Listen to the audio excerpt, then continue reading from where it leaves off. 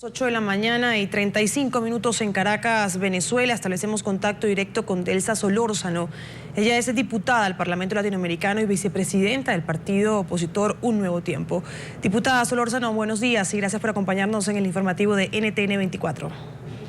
Buen día, un placer saludarle a usted y a toda su teleaudiencia. Diputada, ¿cómo entender que la justicia venezolana haya puesto en libertad a un hombre que tiene pendiente procesos por homicidio, desplazamiento forzado, reclutamiento de menores, entre otros delitos? Sí, bueno, en primer lugar, nosotros bajo ninguna circunstancia nos queremos inmiscuir en los asuntos internos de nuestro hermano pueblo de Colombia. Así que el análisis que vamos a hacer lo realizaremos desde la perspectiva de lo que nos afecta a eso como venezolanos, ¿no? Evidentemente, si el llamado cantante estaba detenido en Venezuela desde hacía más de 3 años, es porque había cometido delitos en nuestro país. De tal modo que estos delitos que cometió en nuestro país, con esta negociación que ha hecho el gobierno de Venezuela, quedarán completamente impunes. Por cierto, hay que destacar que en Venezuela existe el índice de impunidad más alto del mundo con 98.76%. Eso quiere decir que un poco más del 1% de los casos, que un poco más de 1 de cada 100 delitos que se cometen son apenas los que tienen algún tipo de sanción por parte del Estado venezolano. De tal manera que esto constituye evidentemente pues un acto más de impunidad. Adicionalmente hay que destacar que en Venezuela existe en este momento una grave crisis en materia de derechos humanos, donde las fuerzas democráticas del país hemos venido pidiendo libertad para nuestros presos políticos, que presos políticos, como el caso de Iván Simonovic, que se encuentra en grave estado de salud, no está en libertad hoy, y tanto el Tribunal Supremo de Justicia, que ahora otorga la libertad a este señor vinculado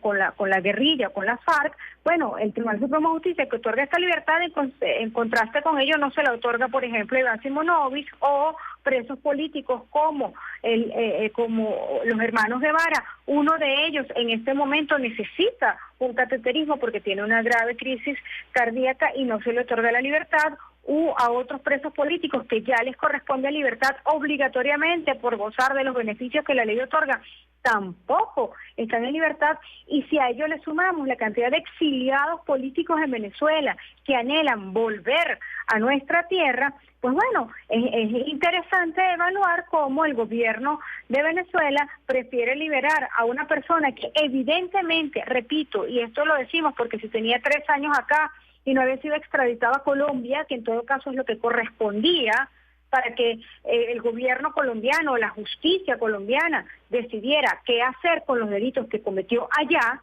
Bien, si ese señor cometió delitos aquí, pues bueno, esos delitos están quedando también impunes porque evidentemente el gobierno prefiere favorecer a este tipo de personas que han cometido delitos comunes que a nuestros presos y exiliados políticos. Ahora, diputada, vale la pena preguntarse entonces cuál es la excusa que tiene en este momento el gobierno venezolano, la justicia venezolana, si usted bien dice que ha cometido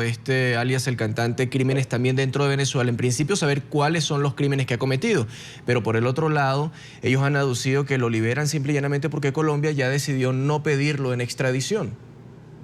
Sí, yo no conozco el expediente, de tal modo que no le podría decir cuáles serían esos eventuales crímenes, pero al conocer perfectamente como conozco, tal como abogado penalista y criminólogo que soy, el procedimiento penal, la única forma de que un ciudadano permanezca detenido en nuestro país, bien, es que esa persona haya cometido delitos en nuestro país. De este señor conocemos que el gobierno colombiano ya había pedido la extradición en distintas oportunidades y esta no se le había otorgado. Según los tratados internacionales que rigen la materia, la única forma de negar la extradición en casos como estos es cuando el ciudadano cuya extradición se solicita ha cometido crímenes en el país y debe en consecuencia permanecer en él por un principio de territorialidad para que se haga justicia por los crímenes aquí cometidos. Esa sería la única razón jurídica, por llamarlo de alguna manera, por la cual ese señor podría estar detenido durante más de 3 años en Venezuela. Si no es así, si no había cometido delitos acá, la negativa de la extradición es también pues una violación de los tratados y acuerdos internacionales que rigen esta materia, de tal modo que siendo esto de este modo, habiendo la presunción legal de que ese señor había cometido crímenes en Venezuela, pues tendría que haber culminado de pagar los mismos para que pudiera ser puesto en libertad. Pero adicionalmente, ni siquiera es que se extradita, que se envía a su país, no, sino que se decide ponerlo en libertad y mandarlo para Cuba, como que si esto fuera una decisión unilateral de la justicia venezolana, pareciera más bien la aplicación de una decisión política, bien, a través de los instrumentos que en Venezuela se utilizan comúnmente, como lo es el Tribunal Supremo de Justicia, y lo refiero porque lastimosamente en nuestro país no existe separación de poderes y el Tribunal Supremo de Justicia no es más que un brazo del Poder Ejecutivo Nacional. Diputada, llama la atención que las redes sociales ya empiezan a quejarse por tal decisión. Dicen que tal vez al gobierno venezolano le importa más la paz en Colombia o le importan otras situaciones ajenas a la política interna venezolana que la propia situación, por ejemplo, de Iván Simonovic que usted tocaba en un principio, y además de esto también los altos índices de inseguridad, como hemos visto también hoy van a enterrar a la señora Mónica Spir con su esposo, quien fuera asesinado por arma de fuego en un hecho que todavía se está investigando. Sí, y de hecho esto se concatena perfectamente con un hecho político ocurrido ayer en nuestro país, que son las modificaciones en el gabinete ejecutivo de la Presidencia de la República, donde fueron sustituidos varios de los ministros, pero fue ratificado el ministro Rodríguez Torres, que es el encargado de resguardar la seguridad de los venezolanos. Al ratificar a Rodríguez Torres también se ratifica la inseguridad de nuestro país, y tenemos que decir con certeza y con números en la mano, como lo son los índices que ha presentado el Observatorio Venezolano de la Violencia, que es uno de los organismos más serios que tenemos en el país, de nuestras organizaciones no gubernamentales, que el índice de homicidios en Venezuela es el 77 por cada 100.000 habitantes.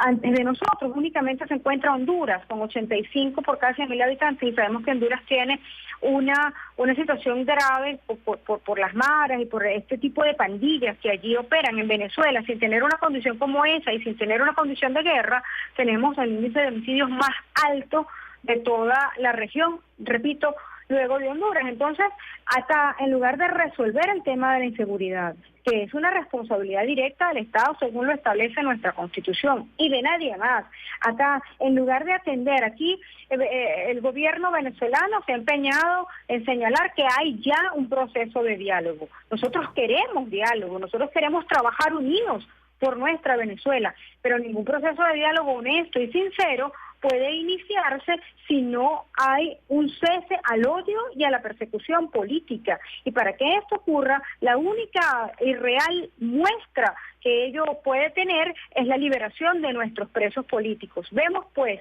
al Tribunal Supremo de Justicia otorgando una libertad a un ciudadano que evidentemente debe haber cometido delitos en Venezuela, porque de lo contrario se encontraba una situación de privación ilegítima de la libertad, eso hay que decirlo. Y si ese señor cometió delitos tan atroces en nuestro país, se le otorga la libertad para enviarlo a Cuba por las razones que sea. Repito, nosotros no vamos a opinar sobre las razones internas que ocurran en el hermano país de Colombia, porque eso es un tema que se debe resolver allá. Pero aquí nosotros exigimos la libertad de nuestros presos políticos, la libertad y el regreso a la patria de nuestros exiliados políticos, en lugar de estar liberando delincuentes. El 31 de diciembre pasado, del año que acaba de concluir, el señor Nicolás Maduro indultó a 100 presos comunes. Muy probablemente merecían este indulto, pero también lo merecen, y con mucha más razón, nuestros presos políticos que están tras las rejas simplemente por haber cometido el delito de pensar diferente, porque en Venezuela la realidad es que eso es un delito. Sí. Delsa Solórzano, diputada del Parlamento Latinoamericano, le agradecemos por habernos acompañado en el informativo de NTN 24. Que tenga buen día.